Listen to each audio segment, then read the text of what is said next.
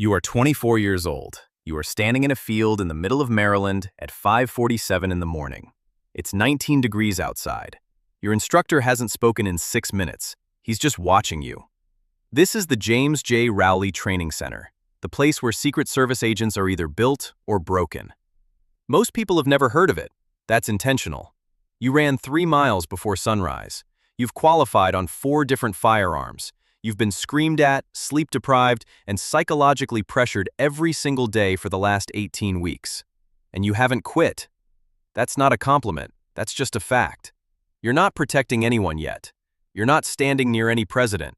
You're not wearing the earpiece. You're writing reports about perimeter checks at a federal building in downtown D.C. that nobody visits. You make $37,000 a year. You live in a studio apartment in Arlington.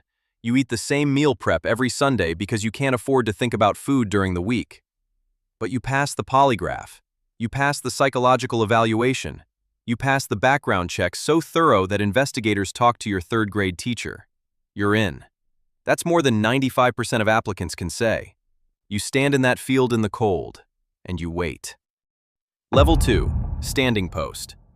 You are now a uniformed division officer. You stand at a post outside the Eisenhower Executive Office Building, 40 feet from the White House grounds. 8 hours, same spot, same posture. You don't move unless you have to. You don't talk unless you have to. You scan, you watch, you process every single person who walks within your sight line. Tourists take photos of you like you're a statue. You are not a statue. You are the first human barrier between a threat and the most secured piece of real estate on Earth. The earpiece buzzes. POTUS is moving from the West Wing to Marine One. The lawn comes alive with invisible choreography. Agents you can't fully see shift into formation. A sweep team clears the path 30 seconds before his foot touches the grass. You are not in that formation yet, but you watch it like a student watches a masterclass. 3 times this month, your post was approached by someone who didn't belong. Once it was a tourist who crossed a barrier. Once it was a journalist trying to angle for a better shot. Once it was something that made you reach for your radio. You don't talk about that 3rd one. Your supervisor tells you, you did fine. That's the highest praise you've received in 8 months. Level 3, the advanced team. You've been promoted. You now carry a badge that reads Special Agent, United States Secret Service. Your first real assignment is advance work. That means you arrive somewhere before the president does. Days before. Sometimes weeks. Right now, you're in Pittsburgh. The president is giving a speech at a steel mill in 3 days. You walk every inch of that building. Every entrance, every exit, every rooftop sightline, every electrical panel, every room a threat could hide in. You interview the facility manager. You interview the catering staff. You run background checks on every person who will be within 300 feet of the stage. You find a door in the east corridor that isn't on the floor plan. It leads to a utility shaft that runs directly behind the stage. You flag it. You get it sealed and monitored. Nobody will ever know that happened. The president will give his speech, shake hands, and fly back to Washington. He will never know about the door. That's the job. You sleep 4 hours. You eat when you can. You call your girlfriend from the hotel bathroom at 11 p.m. because it's the only quiet space available. She says she misses you. You say you'll be home in 4 days. You're not sure that's true. Level 4, inside the bubble. This is what you've been working toward. You are now assigned to the Presidential Protective Division, the PPD, the most elite protection unit in the world. Your world shrinks the moment you accept the post. You no longer have a normal schedule. You no longer have normal weekends. You no longer take vacations without a secure phone. You no longer go anywhere where you haven't mentally mapped the exits. The bubble is real. That's what agents call it. The invisible perimeter of protocols, procedures, and bodies that exists around the president at every moment. You're on the outer ring. You're not the one walking next to him. Not yet. But you are responsible for the 200-foot radius around his motorcade at every stop. The motorcade is not what people picture from movies. It is 17 vehicles minimum. Ambulance, counter-assault teams, communication vehicles, decoy cars. Coordinated to the second. Your earpiece is active for 12 hours straight today. You hear a word that stops your blood cold. Anomaly. Somewhere in the crowd, A man who doesn't match his position on the manifest, who moved when everyone else stayed still.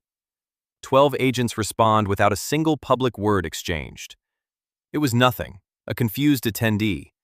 But for 47 seconds, every person in that formation was ready to absorb a bullet, including you. You don't talk about those 47 seconds when you get home. You don't talk about anything when you get home. Level 5, the inner ring. You are now one of 7.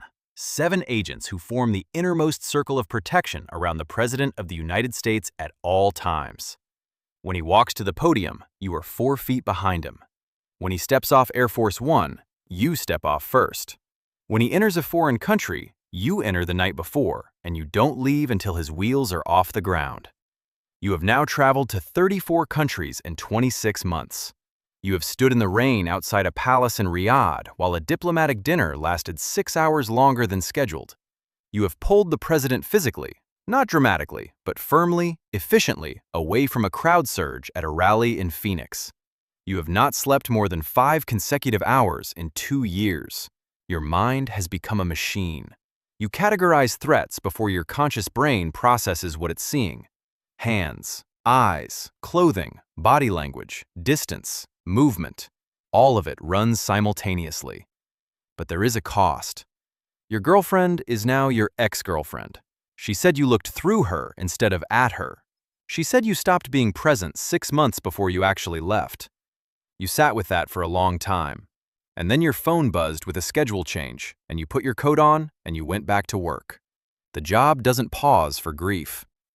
Level 6, the weight of the codes. You are now a shift leader. You are responsible not just for your own actions, but for the actions of every agent on your rotation. You brief the incoming shift every morning. You sign off on the threat assessment reports. You coordinate directly with the National Security Council when the threat level changes. And this week, it changed. You can't say why. You can't say what. The briefing you received at 0400 this morning is classified at a level most people don't know exists. What you know is this. The president is scheduled to appear publicly in 4 days. A credible intelligence signal suggests that appearance is being watched by someone with resources, patience, and access that makes your jaw tight. You brief your team without showing that tightness. You restructure the advanced protocols. You add a secondary sweep team. You coordinate with the FBI's counterterrorism unit and the CIA's domestic desk simultaneously. You haven't told your team everything. You can't. That's the loneliest part of this level. You know things about threats to the most powerful person in the world that you will carry to your grave. Not because you want to, because you have to. Level 7. Paranoia is a job skill. You are now an ASAIC, Assistant Special Agent in Charge. There are fewer than 30 people in the United States who hold this title within the Secret Service. You sit in rooms where decisions are made that will never appear in any news cycle. You know which foreign dignitaries are considered active threats when they visit U.S. soil. You know which domestic political events have been assessed as high-probability flashpoints. You know about the 2 incidents in the last 3 years that were stopped before they started, and why the public was never told. The power at this level is real. So is the isolation. You don't have friends outside the agency anymore. Not really. The people who know what you carry are the only ones you can sit comfortably with. Everyone else feels like they're operating in a world that's slightly less real than yours. Your father asks you at Thanksgiving what you do all day. You smile and say, "Paperwork." He laughs. You don't. Sleep has become something that happens to you accidentally. Your body shuts down out of necessity, not peace. When you do dream, the dreams are operational. Threat assessments, exit routes, crowd patterns. Your doctor says your blood pressure is a concern. You say you'll work on it. You both know you won't. Level 8, the day it goes wrong. There is no salary line for this level. It's a Tuesday. The president is in Chicago for a closed-door economic summit. You've run the advance. You've cleared the venue. The threat assessment from this morning reads low to moderate. At 2:17 p.m., something changes. You hear it in the earpiece before you understand it. A voice that's too fast. A word that makes your adrenal glands fire before your brain catches up. Gun. The next 11 seconds are the longest of your life. 2 agents collapse the distance to the president in under 2 steps. The motorcade activates without a command. You are moving before you decide to move. Training doesn't feel like training anymore.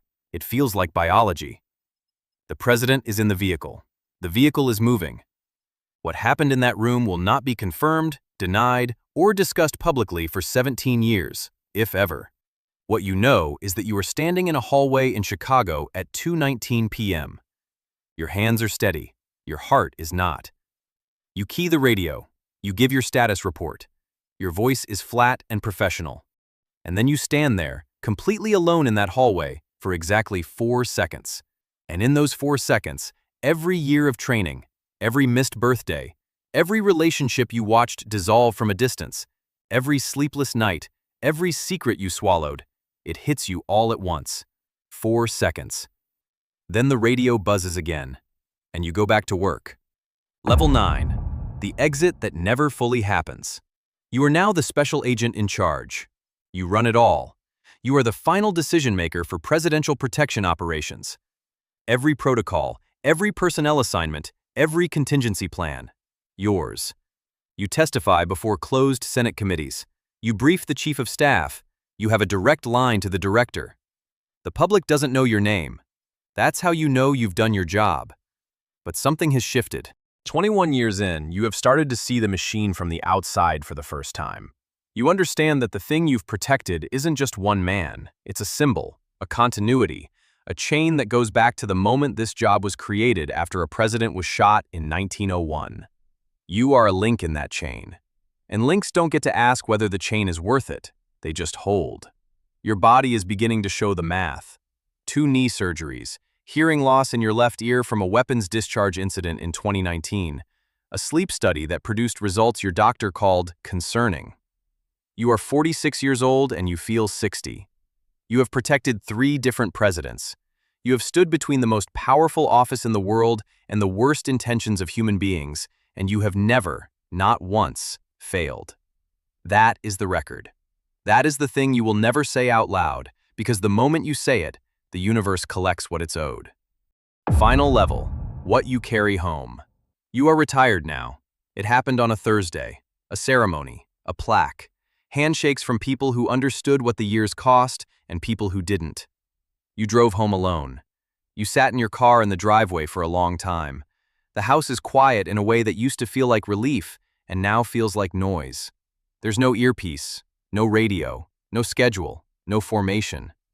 You go to the grocery store and you still scan the exits. You still clock the hands of every person who walks in behind you. You still sit with your back to the wall at every restaurant. You always will. Your son, he's 16 now, grew up mostly in your absence, asks you one night what it was like. You think about the door in Pittsburgh that wasn't on the floor plan. You think about the 47 seconds in the crowd. You think about the hallway in Chicago. You think about the 4 seconds when it all hit at once. You look at him. You say, "I kept someone safe." He nods like he understands. He doesn't, not fully. But maybe someday you'll find the words for the rest of it. Until then, you sit with the weight of it, the way only people who've carried something that heavy can sit with anything. Quietly, completely alone, and somehow, still ready.